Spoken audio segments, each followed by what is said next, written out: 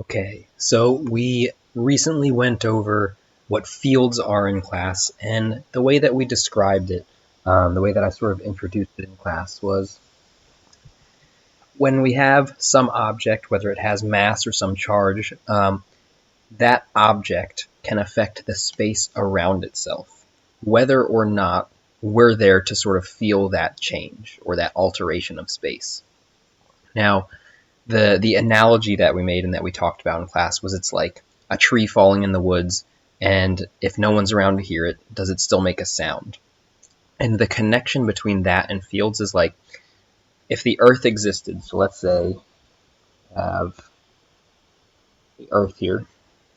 We know that when we're on the surface of the Earth, we can definitely feel its gravitational pull, and we all intuitively understand that just from years of being here. But the Earth would still have this field of gravitation around it, whether or not we're here, right? If we all of a sudden traveled and space travel became realistic for us and we moved to another galaxy on another planet, the Earth would still have its gravitational pull regardless of whether or not we're there.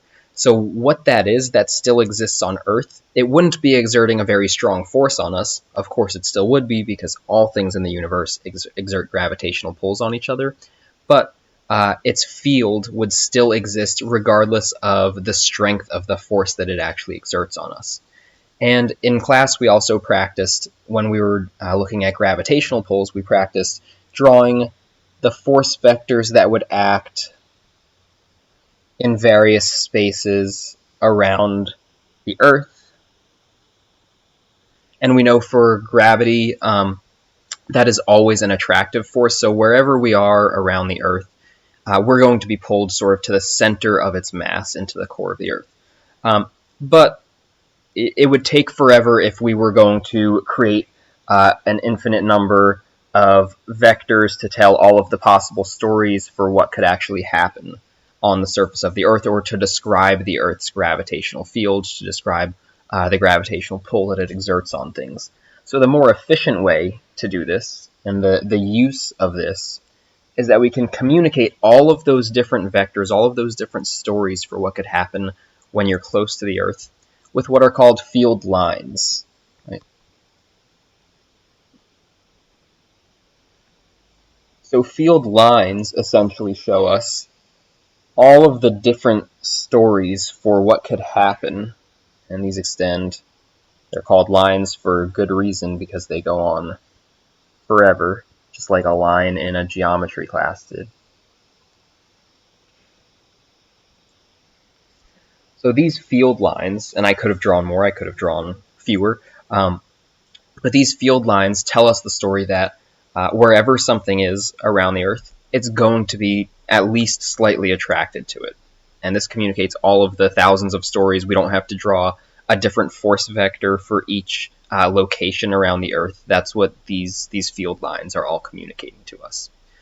And then for gravitational fields, it's kind of an uninteresting thing to look at, especially if there's just one object, because we know gravity is always an attractive force. So one gravitational field line like collection is sort of always going to look like this. We might just have different numbers of field lines around it, but it's always going to look basically like this because gravity is always attractive. But if we look at charged particles or charged objects, right, the behavior is different. So, or not that necessarily the behavior, but our convention is a little bit different. So let's say that we had a positive object here. What we show field lines as for charged objects is we always show the effect on positive objects. And there's not really a specific reason for that, effect on positive objects. That's just a sign convention so that when we're looking at a field diagram or at field lines, we can understand fully what's going on there. And by everyone using this same sign convention of we always show what would happen or what the effect of this field would be on a positive object, it just makes it easier for people to communicate about what's going on with a field, an electric field. Now, that's important because Then when we look at like the electric field around a positive object, we know that if we bring a positive object close by, it's going to be repelled by this positive object because like charges repel. So I'm going to draw some field lines. I won't have them going out in every direction, but that positive object would definitely be repelled. So we can draw all of these arrows going outward. We can't necessarily say that like, up or down or left or right is going to be the direction that positive objects point. It's really about the directionality is it pointing away from our charged object or is it pointing towards? And you might guess that on the opposite side of things, we could have this negative object, which would attract a positive object. And so all of these field lines are going to point towards this negative object because the negative object, again, that would attract our positive object, and we always show our effects for electrostatic field lines on a positive object. Now, there was something else that we saw in class, and that was how do we show fields or field lines when we have multiple objects? And it's kind of weird. It looks very complicated, but really every complicated field line like setup or configuration is just some combination of these two like base cases, right? Of our positive objects pushing positive things away and of our negative objects pulling positive things in towards them. And those two sort of like sign conventions for field lines. So you really essentially just would be connecting these field lines. And I'll show what that looks like in a very sort of rudimentary way here, kind of crude way, and then I'll show what the actual drawing would look like. So here I just connected this field line going directly to the right from this positive charge and going directly into this one. So I just connected those two vectors. And we could do the same thing up here. And we could do the same thing down here. And we could even kind of do the same thing, and I'll go off screen for a little bit, but you could imagine that this field line sort of curves up out of the scope of the screen and then maybe comes back down and connects with that one. And we could imagine the same thing from this field line going down here, then maybe curving back as the pull of this negative object sort of overtakes our positive object and maybe comes down and connects with this field line all the way down here. And we'll take a second to look at what these field line sort of diagrams actually look like. So this is basically an actual field line diagram of like the actual version of what I was just drawing. So we can see that our positive object, again, pushes things away, and our negative object pulls positive objects close by. So that's how we draw our field lines. Remember that sign convention. We're always drawing what would happen to a positive object.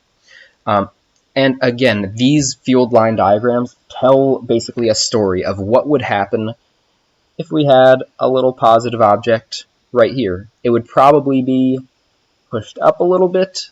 Since it's closer to this positive object, it's going to be pushed up. But then as it gets farther away from the positive object, the force that it would exert on it is a little weaker, and we know the electric field gets weaker from things as we get farther from them. So slowly as this gets pushed away, then it's getting a little farther from the positive object, and the pull from this negative object will take over a little bit. And it'll be drawn in like that. And we don't have to draw a million of these stories because we can figure all of them out just by using these field line diagrams. So it communicates so much just with this sort of like set of lines between these two charges.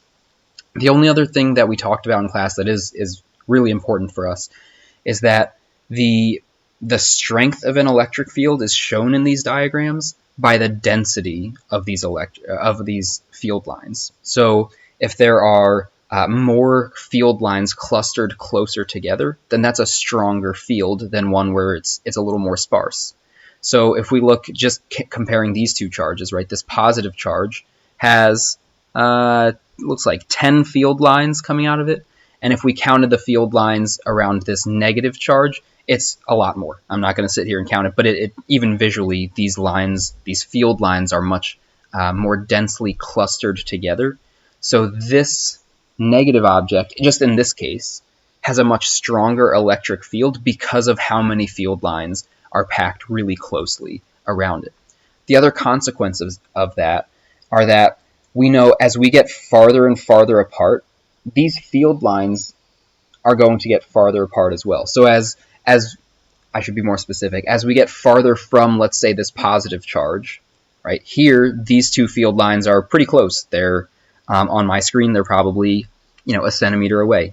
But then as we get farther, if we looked at a charge out here, these are now probably 1.5 inches away from each other. And so the electric field, not only we can figure out which particle has a stronger electric field or stronger gravitational or stronger any kind of field by the density of these lines, but we can also think about the effects of distance on the strength of an electric field using that same idea of electric field line density or field line density being a measure of field strength. So the farther we get away, the farther these two field lines get apart from each other, and the weaker this field would get.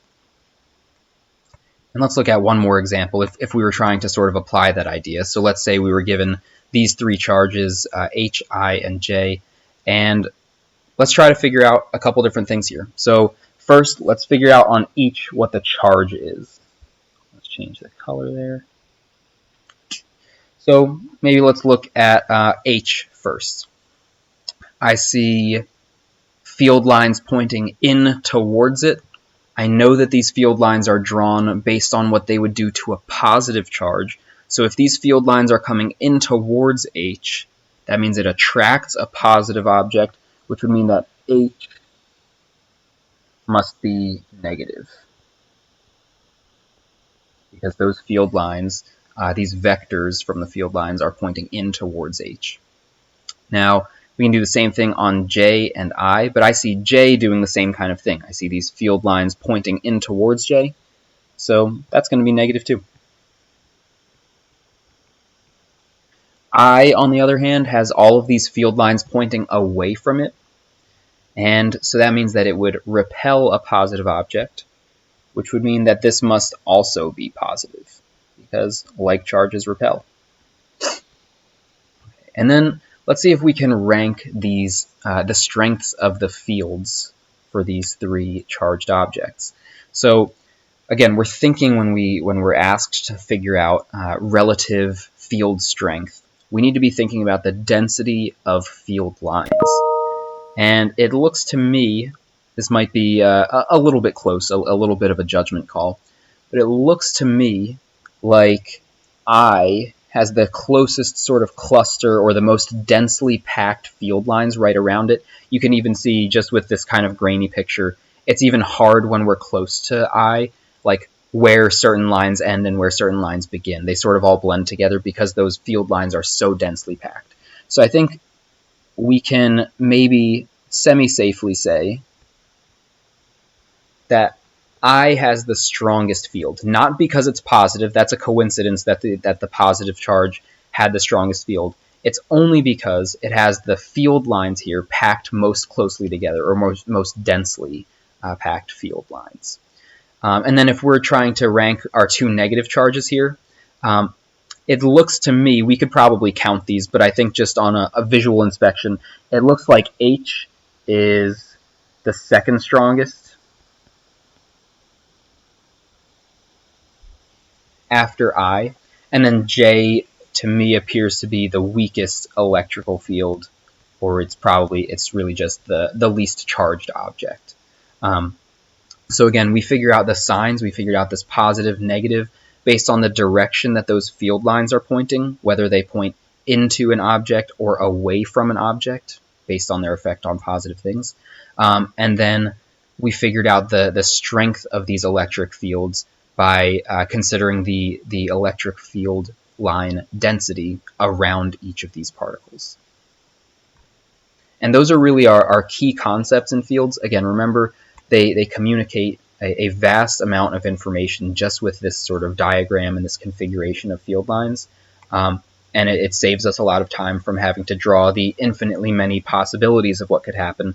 We can communicate all of that just with these field line diagrams for what would happen if some object were brought near these different charged or our objects with mass.